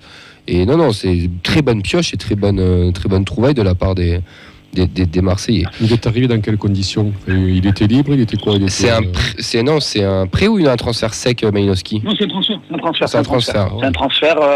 Pareil, c'est des transferts pas élevés à 10 millions d'euros. avec oui. un bonus en cas de qualification en Ligue des Champions, ça peut monter à 13 millions d'euros. Mais pour un joueur de cette Mais ce sera qualité et rentable. de cette expérience-là, Oui. c'est ce qu'a fait Longoria depuis le début. C'est-à-dire qu'il a recruté des Guendouzi, des Under à moins de 10 millions d'euros. Donc aujourd'hui, vous êtes bien placé pour le savoir, recruter un joueur avec du talent et qui soit capable d'absorber la pression que vous avez à Marseille, ça peut valoir très cher normalement. Oui. Côté départ, le petit Bamba Dieng qui est parti à Lorient. Il y en a eu d'autres après ou pas? Donc par rapport au match allié, hormis Bamba Dieng, bon il y a Gerson qui est reparti au Brésil, mais qui était pas du tout dans les plans de Tudor parce que Qui était jamais arrivé on quand même. discutera probablement de Tudor dès les premiers entraînements, il a dit voilà moi ce profil de joueur là qui fait un peu la diva et qui est pas capable d'avoir une VO2 max importante lors des confrontations. Faut savoir que la direction de l'OM met énormément d'investissement sur la data, sur la donnée, et en gros si vous voulez, à chaque fin d'entraînement et même pendant les matchs, il a énormément de données et le joueur qui malheureusement ne court pas, il sort à la mi-temps. Mais ils vont bien s'entendre, Longoria et Comoli alors. Datatico. Ah bah oui. C'est le Datatico, ouais, carrément. Ouais. Ah bah oui, c'est clair. Donc Gerson qui est parti, il y a Luis Suarez aussi qui est parti en Espagne et Bamba Dieng. Donc il y a eu 4 départs et qui ont été compensés par finalement 3 arrivées. Et il y a aussi Isaac Touré aussi qui a été prêté à Auxerre. C'est quoi le problème, Bilal, de Bamba Dieng? Parce que moi, chaque fois que je l'ai vu jouer, ce joueur, je trouvais qu'il était vachement intéressant. Alors il y a plusieurs choses. Le premier problème de Bamba Dieng, c'est la relation entre les agents et la direction de l'OM. Donc il y a un gros souci. Le club lui avait fait une proposition il y a 2 ans en arrière. L'agent n'a pas souhaité donner suite, précisant que c'était pas assez pour son joueur. Le joueur venait de faire une bonne saison en Ligue 1. Et derrière, transfert avorté à Leeds, transfert avorté à Nice, pour des raisons. Allô? J'ai envie de dire. Oui, c'est bon. Ouais, vous m'entendez? Oui, c'est bon, ça a coupé, mais c'est bon. Ouais, je vous disais, pour des raisons un peu occultes. On parlait d'une visite médicale qui a foiré. Bon, je pense que c'était plus de la négociation. Et finalement, c'est très bien pour le joueur qu'il puisse aller dans un palier comme Lorient. Parce que la marche OM, elle est quand même assez haute pour l'attaquant de pointe. C'est très très dur d'être attaquant de pointe. Et en plus, pour son jeune âge et le peu d'expérience qu'il avait, moi je trouve qu'il s'est toujours très bien débrouillé à Marseille. Un très bon joueur de complément. Ouais. Un très très bon attaquant qui peut rentrer en cours de match. Par exemple, pour un club comme Lorient, je prends un club comme le TFC aussi. Oui, clairement. Un genre d'attaquant qui peut faire une grosse saison, marquer entre 15 et 20 buts. Quoi. Bien sûr. Bon, des points forts marseillais pour toi, même si on a déjà un petit peu évoqué tout ça. Alors, mais quels sont vraiment les points forts marseillais? Le plus gros point fort marseillais, c'est Tudor aujourd'hui. Ouais. Donc c'est Tu aurais pensé dire ça. Le maestro marseillais, c'est lui qui dicte le tempo avant le match, qui est sur le terrain pendant l'échauffement. C'est lui qui n'hésite pas à faire des changements à la mi-temps, et c'est lui qui fait rentrer les 5 changements. Donc je te dirais que en préambule, je te parle de Tudor parce que le système qu'a mis en place Tudor, on le voit quasiment pas en Europe. Donc ce 3-2, allez, tu peux dire 3-4-2-1 avec 2 joueurs. Les joueurs les plus importants de l'OM aujourd'hui sont Rongier et dans le système, c'est Rongier et Verretou. Quel joueur Rongier? Quelle progression? Rongier, c'est un joueur extraordinaire. Quelle progression? Mais comme il n'a pas les tatouages, il n'est pas assez valorisé. Ouais, il manque quelques tatouages et une nationalité sud-américaine. C'est vrai, c'est vrai. Mais c'est Riolo sur RMC qui dit que Rongier est meilleur que Verratti. À chaque fois qu'il dit ça, il se fait insulter de tous les côtés. Mais tu l'as vu le match la dernière fois, il a bouffé. Ah, mais moi, Rongier, je le veux 15 fois. Si Verretou a fait la Coupe du Monde, Rongier peut faire la prochaine. Il s'appellerait Rongiero. Ah oui. Et les pistons, il y aura Tavares qui sera absent. Ça, c'est une bonne nouvelle pour nous. Gigot et Tavares seront pas là. Gigot s'est blessé à la cheville contre Clermont. Ouais. Et Tavares sera pas là à gauche. Donc probablement que la formation va jouer en 3-4-2-1 aussi. Klaus Under sur le côté, non?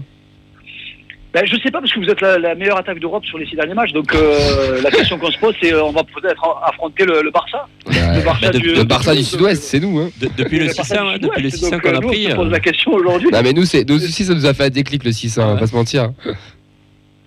Ouais. J'ai pas entendu, tu as dit quoi? J'ai dit nous aussi le 6-1, ça nous a fait un déclic parce que depuis, ça nous a chauffé, on marque des buts à tout va. Je vois Rataou que j'avais trouvé pas mal, Aboukal qui a été bon pendant la Coupe du Monde et Dalinga qui est un super joueur. J'aime beaucoup aussi le Spiegler là, que vous avez au milieu de terrain. Spering, ouais, très bon joueur. Ouais. Très très bon. Et aussi celui que vous avez pris à Lyon-la-Duchère. Il s'appelle Shaibi. Shaibi, oui. Très très bon joueur aussi. Très très bon joueur. Et, Bon, après, vous avez votre 4-3-3. Donc, le 4-3-3 face au 3-4-2-1, vous savez, ça va être pressing très très haut. Je peux même déjà vous donner la formation de l'OM. Parce qu'on aura probablement un Bamba avec Bailly, on aura Balerdi, les 3 derrière. Ouais. Il y aura Rangier-Verretou. Il y aura Rangier-Verretou. À gauche, il y aura probablement Kolasinac. Et je pense qu'à droite, il y aura Klose. Et offensif, il y aura Under avec Malinowski et Alex Sanchez. Ok, putain, ça fait mal, ça fait chier. Mais bon, c'est l'OM.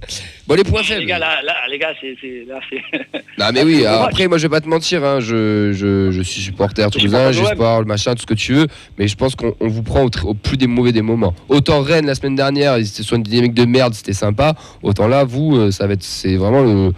Ouais, c'est le gros match de 2 mois là. Mais bon, après c'est bien. C'est le gros match de 20h45 du dimanche soir en plus. Ouais, non, ça va être cool. Ouais. Et en plus, on n'a pas gagné face à l'OM en championnat depuis 2007. On n'a pas gagné en prime depuis 2004. Non, c'est génial. Ouais, toutes les stats sont pour nous, les gars. Ouais, c'est fait pour être déjoué, les stats. Ah oui, parce que la dernière fois que vous avez gagné à domicile contre l'OM, c'était en 2016. Quoi, ouais, mais en championnat, c'était 2007. Ah ouais, non, ça date, c'est Elmander, un doublé d'Elmander. Il y a encore à battre. Elmander, quel joueur. Ouais. Quel phénomène. Bon, les points faibles marseillais, parce que bon, il doit bien y en avoir un ou deux quand même. Les points faibles marseillais, je te dirais que l'ambiance. Le fait de jouer très très haut et d'avoir un système où les défenseurs sont nos premiers attaquants, fait que on peut se dire que si on n'est pas capable de marquer rapidement, en contre-attaque, si vous jouez bien le coup, il y a des possibilités, notamment dans le dos de joueurs comme à gauche comme Balerdi par exemple, même s'il n'y aura pas Tavares, donc il y aura moins de boulevard sur le côté à gauche, mais la clé je pense pour Montagnier, elle est vraiment de se dire quand on récupère le ballon il faut qu'on passe mal. Et je pense que ça va jouer comme ça. Ouais. C'est ce qu'on a fait dimanche face à Rennes et c'est ce qu'on va résoudre de faire dimanche prochain face à Marseille. Parce que si Montagnier a mis en place ce système depuis les 2-3 derniers matchs, je pense que c'est... Oui, il paraît aussi ce match-là. Oui, c'est possible. Il faudra être efficace pour moi dans les zones de vérité. Et là, par contre, si vous encaissez un but rapidement, c'est le risque dans ce système-là, parce qu'on attaque très très fort et on fait un pressing très très haut. Il y a 8 joueurs qui viennent presser. Donc il reste pas grand monde, il reste un joueur derrière. Et le 1 contre 1, ça le dérange pas, tu dors. Donc et c'est Rangier souvent qui fait les 1 contre 1. Peut-être un peu moussé en fin de match. Donc, je vous dirais que la clé du match, elle sera sur l'efficacité dans les zones. Ce qui nous avait manqué au match aller d'ailleurs. Exactement. Le ban de Marseille, ça sera quoi, Bilal? Parti comme ça, il y aura du Vitinha, il y aura du Unai, du Payet, du Guendouzi. C'est un banc international, les gars. Là, les 4 remplaçants, c'est titulaire. Nous aussi, un international. Ado, international japonais. Et Fleming, c'est international jamaïcain. On est quand même pas mal. Et Payet, il en est où là? Ça y est, c'est fini, Payet? Payet, c'est fini? Non, Payet, il n'est pas fini en tant que joueur, il est fini dans le système actuel de Tudor. C'est-à-dire qu'il ne peut pas s'insérer dans son système. Alors qu'il est toujours... Payet, vous le mettez dans quasiment n'importe quel club de Ligue 1, dans un système en 4-2-3-1, en 4-3-3 ou autre. Payet, il régalera probablement avec beaucoup de passes D parce qu'il l'a fait la saison dernière. Il ne s'est pas arrêté en mai en se disant ça y est, je ne sais plus courir. Non, c'est pas le cas. C'est que dans le système que demande Tudor, les kilomètres qu'il doit parcourir, Payet... c'est ça, ouais. Moi, c'est ça qui m'impressionne, c'est Marseille, mais j'ai regardé bien sûr le Classico la semaine dernière, mais même le match face à Clermont, c'est cette capacité athlétique à répéter les efforts, intenses. C'est impressionnant. Il y a vraiment, c'est vraiment impressionnant. Ouais, non mais ça me rappelle un peu Bielsa aussi, tu vois, à une certaine époque quand il était à l'OM. Je vais te dire, moi je suis abonné au stade, donc là j'étais pour le Classico, et j'étais pour le Classico quand il y avait Bielsa, où on perd 3-2, où c'est Zlatan qui marque à la fin, même Matuidi qui marque un enroulé. Les intentions étaient les mêmes, sauf qu'il y avait moins de qualité pour Bielsa. Il n'avait pas l'effectif qu'a Tudor. Les intentions étaient les mêmes, c'est-à-dire c'est couper les transitions et presser à 2 ou à 3 sur le porteur et finalement créer un surnombre dans des zones. C'est ça en fait, c'est là où on est fort, c'est que le pressing se fait à 2, c'est pas un joueur qui va presser. C'est 2 voire 3 joueurs qui pressent en même temps. Ouais, et puis dans les zones stratégiques du terrain aussi, si tu regardes, c'est pas n'importe où et pas foufou non plus, c'est quand même très réfléchi. Si vous regardez bien, il y a une obligation dans le système de Tudor, c'est en moins de 6 secondes, il faut qu'on ait récupéré le ballon. Ouais. Voilà. Donc il se dit, vous avez 6 secondes pour récupérer le ballon. À partir de ce moment-là, si vous arrivez à sortir du pressing, ce qu'a réussi à faire Monaco, ce qu'a réussi à faire Nice, il faut vraiment de la grosse qualité technique quand même pour sortir de ce pressing-là. Vous pouvez faire mal. Mais si vous n'arrivez pas à sortir, vous êtes un peu en hypoxie. Ton regard sur le TEF depuis Marseille, c'est quoi que qu'est-ce que tu penses? Alors moi j'ai pas mal d'amis toulousains qui viennent souvent aussi au Vélodrome et j'ai pas mal de supporters de l'OM qui sont à Toulouse. Et c'est vrai que j'ai ce souvenir de Pascal Duprat qui dit fermez-la un peu les supporters de l'OM, on est chez nous à Toulouse. Et c'est vrai que vu de ma fenêtre, je dirais que c'est vraiment peut-être le match le plus difficile à jouer à l'extérieur de toutes les équipes qu'on a rencontrées depuis les phases retour depuis la Coupe du Monde. C'est flatteur. À l'extérieur, je précise bien. Ouais, mais c'est flatteur. Parce qu'il y a une réalité, les chiffres ne mentent pas. C'est vrai. Actuellement, Toulouse, c'est 6 victoires sur quoi? Sur les 8 derniers matchs, vous avez 6 victoires, un nul, une défaite, quoi. C'est ça. Donc, et contre Paris, s'il n'y a pas le but refusé, Paris perd. Hein. Oui, puis Paris, c'est 2 exploits. Après, ça se pareil, c'est 2 exploits individuels. Paris. Ouais, ça reste pareil, nous on le sait, mais bon. Le fait d'avoir des supporters avec nous, je trouve que ça risque d'être un avantage pour nous. Et d'ailleurs, niveau supporter, Bilal, il est annoncé, un parquage complet à presque 1000. Je suis pas sûr. Alors, ce qu'on me dit à moi. C'est ce que je voulais en venir. Ce qu'on m'a dit. Tu as des infos parce que vous êtes sous le coup d'une suspension, non, ça sent pas bon. Ouais. Ce qu'on nous dit à nous, c'est que ça sent pas bon. D'accord. Les infos que j'ai eues de certains groupes de supporters, c'est que déjà qu'on est dans le collimateur de la LFP, là avec ce qui s'est passé à Clermont, sachant que c'était pas des supporters du parquage. Oui, c'est ça, c'est des supporters extérieurs, c'est ça le pire en plus. C'est ça, exactement. Mais ils cherchent pas à comprendre. Oui, mais ça, on le sait, mais je pense que là sur ça, c'est peut-être un sujet où on est tous d'accord.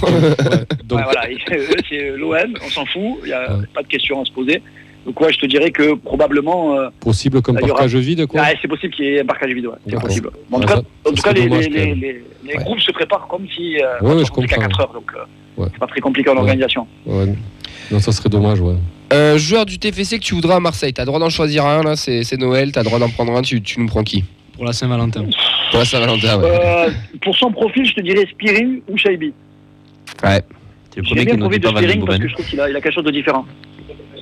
Qui ça, pardon? J'ai pas écouté. Enfin, j'ai pas entendu, pardon. Spiring.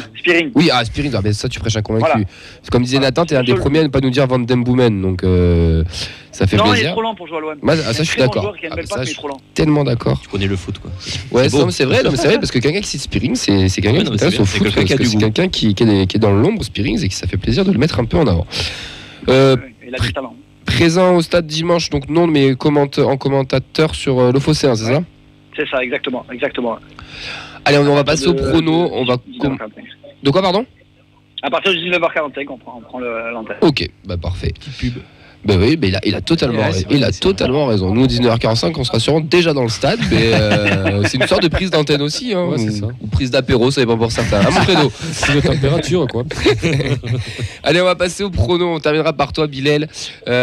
Fred, qu'est-ce que tu pronostiques pour dimanche? Moi, je pronostique, on va aller un petit 3-2 pour nous. Oh, putain, quelqu'un ambitieux. Ok. Ouais, on marque des buts. Marseille en marque. Moi je sens qu'on va sortir un gros match. Ok, Auxence. C'est Elliot, mais c'est pas Elliot, pardon. Après, je peux m'appeler Auxence pour l'émission. 3-0 Bégaoui. Elliot, pardon, excuse-moi. Un peu l'image de Fred, je vais voir un gros match. Allez, un petit 3-3. Les buteurs, on les dit ou pas? Tu peux, c'est vrai qu'on n'a pas dit les buteurs de Fred. Vas-y, Fred, dis tes buteurs, toi.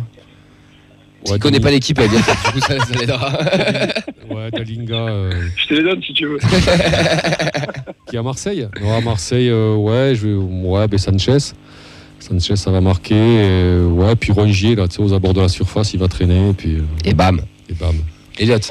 Du coup, pour les buteurs toulousains, allez, doublé de Dalinga et un petit but de Ratao. Et côté Marseille, on va dire un but de Sanchez. Allez, tiens, le premier but de Vitinha qui rentre en cours de jeu. Et une bonne frappe de Klose. Il m'a devancé, mais je voulais vraiment dire le 3-3 en plus. 3-3, ouais, 3-3. Ah ouais, c'était ouf. Non, mais honnêtement, ça risque d'être un match totalement fou. Ça va finir à 0-0, on le sait. Non, honnêtement, je prends le contre-pied parce que tout le monde s'enflamme. Ouais, 0-0. Parce que j'ai la flemme de donner des buts. Tu m'as piqué mon prono parce que mon prono c'est 0-0. Moi je milite pour prendre un point, c'est ce qu'il faut.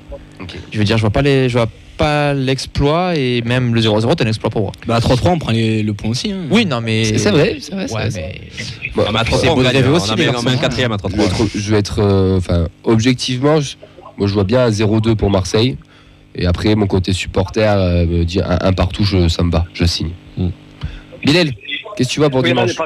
Il y en a des paris.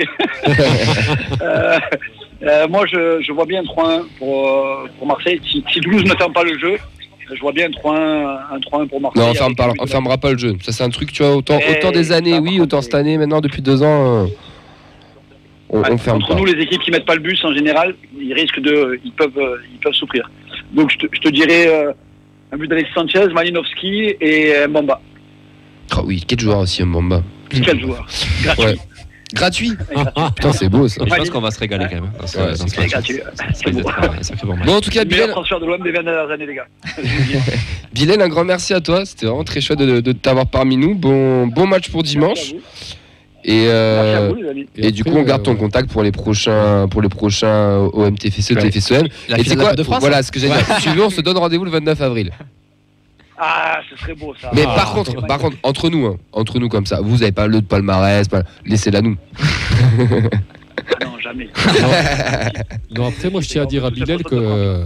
Ouais, Bilal fait bon. Moi, je tiens à dire que fait bon. Autant le match de Paris, pour moi, ça restait un match. Fait bon, on a reçu Paris, donc là, ça restait un match, on va dire, fait bon de touristes. Autant là, Marseille, on sent quand même que. Fait bon, c'est quand même très particulier, quoi, ici, quoi. Ouais. Ça reste vraiment un truc, voilà. Quoi.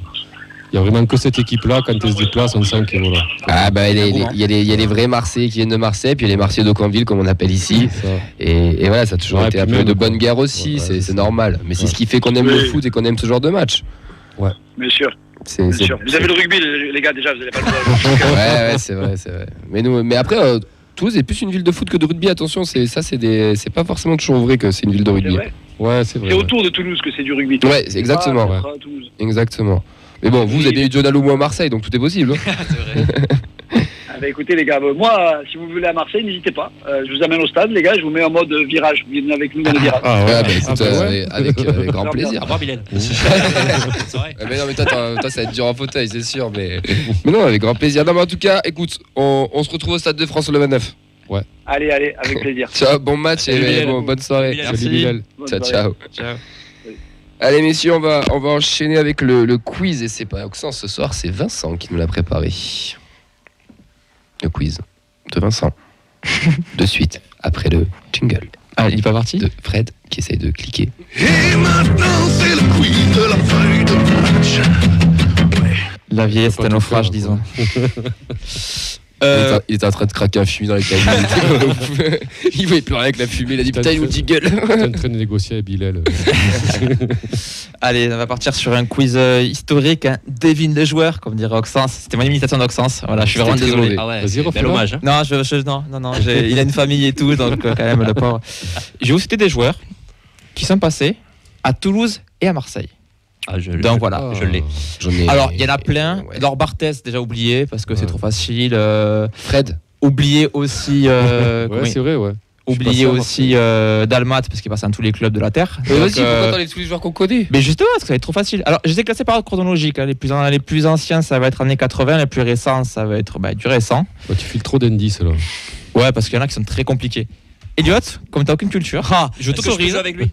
Non, mieux que ça, tu peux aller checker sur le Facebook Live et sur Twitch Non, je triche pas. les réponses des auditeurs. Non, si je suis éliminé, c'est dans les règles. C'est beau, c'était un test. Alors, Tu du l'as coup, réussi. sur internet, tu m'as dit, il y a quoi?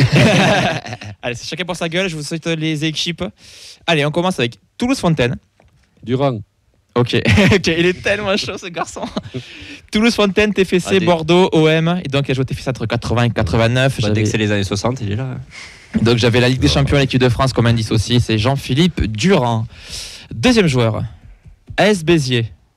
Gérald Passy. Mon frère, non, c'est pas Gérald Passy. Franck Passy. Il a dit avant. Qui l'a dit? C'est Nathan? C'est moi. Ouais. J'allais finir sur coach remplaçant. Hein. Je me suis enflammé, là. Et bien, c'est Nathan qui prend le point. Marseille, Lille, TFC, Angers, Nîmes, Marseille à nouveau, Andy Delors. Monza, Wandong. Aime bien. C'était un défenseur. À période d'activité Adeno. 1985-1999. Reconverti coach. Ah oui, j'ai. Joueur du TFC entre 1990 et 1993. Ouais, je les sais pas, moi. J'étais pas né. Il est très connu, ce coach. Vas-y, Rodi. Marseille, Lille, TFC, Angers, Montagnier non, Garande non, Angers, Nîmes, Marseille à nouveau. Petit indice, il a surtout joué à Marseille en D2. Et je crois qu'il joue à Toulouse à D2 aussi. Courbis Non. Lacombe. Un coach vraiment connu. Hein. Alain Perrin. Un coach chez nous? Non, il n'a pas coaché chez nous. Par contre, il n'a jamais coaché chez nous. Bon, on va sortir tous les coachs. Hein. Il joue ce soir. Antonetti. Il coach ce soir. Galtier. Ben oui, Galtier. Christophe Galtier. Je donne le point, demi-point chacun parce que là, je vais vous donner beaucoup d'indices quand même. Hein. Il a joué chez nous, c'est vrai. Il a joué chez nous. Oui, 3 ans quand même, les gars. Oui, c'est vrai, il a Monza, il a... non, pas Ouais, il a joué à Monza, ouais. Mais il n'y avait pas Berlusconi, les putes à l'époque. Ouais, il était pas loin. Poésie. Cournon d'Auvergne. INF Vichy, donc qui était le club Camille Hermé. de l'époque. Donc Non. Casanova Oui, Pep Putain, il a Casanova. joué à Cournon Et Oui. son premier club, c'est Cournon. Putain, mais j'ai joué contre eux un week-end. Non, mais ça, putain, putain, mais Cournon, je savais pas. 2006, finale de coupe régionale, Ah, concours de voilà, jongle. voilà. Du coup, Camille, je t'attends devant la voiture, c'est bon? Tiens, On a Olivier Lagui qui avait sur Facebook Galtier, bien avant nous. On continue, on remonte un peu le temps. Oui. AG Auxerre, Marseille, Bordeaux, là ça va fuser je pense, Magnou, J'irais- Copenhague, Prunier. Oui, William Prunier Prunier, qui est à Montpellier, Naples, Courtrai, le TFC de 99 à la tête 2004, d'Eliott, elle est géniale. Al Saïa. Donc, grosse longévité pour ce défenseur qui a commencé début 80, qui a terminé dans les années 2000. Il a été international et entraîneur de la JS Cluny notamment. Ouais, et de Canet-Roussillon aussi. Prunier. Et tu reviens, hein, c'est toi qui prends la tête, Camille, hein, avec 2,5 points. Là, ça va être compliqué. Là. Les deux derniers vont être très compliqués. Marignane, Strasbourg, OM. L'OM qui le prête pour une unique saison au TFC en 2000. Fernandao, Salim Arrache. Edouard Rado. Salim Arrache, Putain, bâtard. magnifique Salim Arrache. c'est Alors là, beau. je pensais vraiment plus galérer que ça. Il passe à Rennes, à Bastia, je ne sais Putain. pas, les La clubs taille, il est grecs, énorme. chinois. Je détestais, le lui, Koweït je le aussi. détestais. Honnêtement, j'ai commencé à suivre le TF quand il arrivait. Mais vraiment. Ah, moi je le détestais. Tu Mais, mets pas, et tu reviens dans le game. Hein. C'est Oui. très très serré. Ouais. Elliot, hésite pas à parler si t'as un truc à dire. Putain. Le dernier, je Pas de pense que tu problème. peux l'avoir. En plus, t'es sûr qu'il est prêté qu'une saison, c'est les Maraches Ouais, il fait Oui. que la 2007-2008. Après, il s'arrache. Ouais, tant mieux qu'il se casse. Allez, enchaîne. Et la dernière, ce qui va se jouer, on va mettre tout dessus. Titre Stade Rennais, OM, Quicks Park Rangers, FC Séville, Edouard. Trabzonspor, Boulout, non. AB Fortuna, le TFC. Aime bien. Et oui allez. J'avais l'indice, la chanson va te faire enculer, mais il n'y a pas besoin d'arriver jusque-là. Et oui, après il passe donc à Wuhan. Toute coïncidence serait fortuite. Shanghai, Wuhan à nouveau, Fuenlabrada. Et là, il joue à Toulza-Sport. Ah, International Shanghai, camerounais. il Il joue encore, ouais. Il joue Oui. Toulza-Sport. Toulouse à Sport Toulza-Sport, pardon. Putain, on aurait En dit un- Turquie. En Turquie, Voilà. Allez, Toulouse. Voilà. Et c'est donc une victoire de Nathan Encore Wikipédia une. Mareski. Félicitations. Jiggle les quiz, s'il vous plaît. Ouais, tu connais fait un quiz vite. Je m'énerve. Le quiz de la feuille de match est terminé. Oh yeah! Ah, Elliot, c'est comment ce petit quiz Bah écoute, je trouvais pas mal de joueurs, il était plutôt bien. Bravo à toi, Vincent, de m'avoir fait gagner, donc merci. Si tu aurais joué avec moi, tu aurais gagné. Ouais, Mais ouais. bah, Elliot, Non. il est venu avec nous aussi dans cette émission. Il est revenu, pardon. Et pourquoi il est revenu, le petit Elliot Pour nous présenter son émission. ah ouais, c'est vrai, c'était. Putain, mais quel tocard. Non, bah écoutez. Quel bel acteur. J'ai combien de temps 30 secondes. Toute la nuit. Non, avec des potes, on a créé sous la direction de GMT une émission qui s'appelle GMT Club Sport. Et c'est une émission qui a pour but un peu de résumer toutes les actualités sportives, ce qui se passe dans le monde du sport actuellement. Il y a Vincent qui y participe, mais c'est vrai qu'il n'est pas d'une grande aide. Et c'est vrai que nous, ça nous plaît, la radio, on est avec quelques potes. Donc si jamais vous voulez nous écouter, si jamais vous voulez rire, parce qu'il y a plus de rire que de sérieux, c'est le but de l'émission, eh ben venez nous écouter, GMT Club Sport. Et je pense que je peux pas dire des choses de plus. Vincent Mais c'est bon, du coup. Ouais, bah voilà. Faut aller voir, Fred. Ouais. Ah, Pour le générique. t'inquiète, pas de souci. Ça sera bien post-prod. Ah ouais, c'est Elliot pas de qui souci. va. Ok, bon, bah Elliot. Bah écoute, merci Elliot. Putain, mais quelle sortie magnifique. Du coup, GMT Club Sport, c'est ça, Vince C'est exactement ça, GMT Club Sport. À retrouver Retrouver sur les réseaux. sur les réseaux, sur Good Morning Toulouse. Le lien est sur le Facebook Live. Dimanche, cortège prévu normalement, enfin cortège, accueil de bus, etc. On n'a pas encore les horaires exacts, ça sera communiqué très prochainement par les Indians Toulouse. Tenez-vous prêts, est-ce que tu y seras, Nathan? Ah oui. Parce que le meilleur fauteuil du championnat fera honneur à son titre. Oui, j'accepte. T'acceptes, J'accepte parfait. le. Merci à toi, mon petit Nathan, pour cette émission. Merci à Vincent. Et Vincent, une petite déclaration pour finir cette émission. On termine malheureusement sur une note triste, puisqu'on a appris cette semaine le décès donc, de Diane Kaufmann, qui était une fidèle du TEF, une fidèle aussi de l'émission, qui nous suit régulièrement. On a eu la chance à plusieurs reprises d'échanger avec elle au stade. Elle était aussi elle a été au conseil d'administration du groupe de supporters des Violets, le groupe qui est situé à Nord-Sud, un groupe historique. Donc toutes nos condoléances déjà à ses proches et aussi une pensée à toutes celles et ceux qui l'ont côtoyé au stadium, qui faisaient partie de ces historiques, de ces inconditionnels, et donc on lui dédie cette émission. Ouais, tout à fait. Et une grande force à toute la famille, toutes nos condoléances de toute la feuille de match. Merci Vincent. Merci Fred à la technique. Comment ça s'est passé ce deuxième? Nul. Il est exigeant, il a trop d'ambition, ça y est. C'est ça. La data a dit que t'avais fait quelques heures, mais t'as pas été mauvais. Je reviendrai. De père en fils, hein, c'est passionnant. On embrasse bien sûr tout le monde, Yves, Mehdi, Oxens, ainsi que Alex. On se retrouve dès dimanche au Stadium pour les plus courageux, pour les beaucoup plus courageux, et ensuite mardi prochain pour débriefer ce TFC OM et enchaîner ensuite. Et on aura un invité, on peut le spoiler ou pas? Ah oui, bien sûr, excusez-moi. Et puis spoilons. Qui c'est qu'on reçoit la semaine prochaine? Je sais pas, qui on reçoit la semaine prochaine? Alors, vas-y, moi. Oh, mais je sais pas, vas-y. Non, on reçoit un correspondant du TEF de la Dépêche qui sera Théo, j'ai oublié son nom. Théo Fougère. Théo Fougère. Qui nous fera le plaisir d'être avec nous la semaine prochaine. Donc voilà, n'hésitez pas, si vous avez des petites questions, nous les envoyer. On vous souhaite à toutes et à tous une très belle soirée et un bon deuxième mi-temps. PSG Bayern, bien sûr, ou une bonne Saint-Valentin pour les canards. Coucou Alex. Ouais. Allez, bisous. Bonne soirée.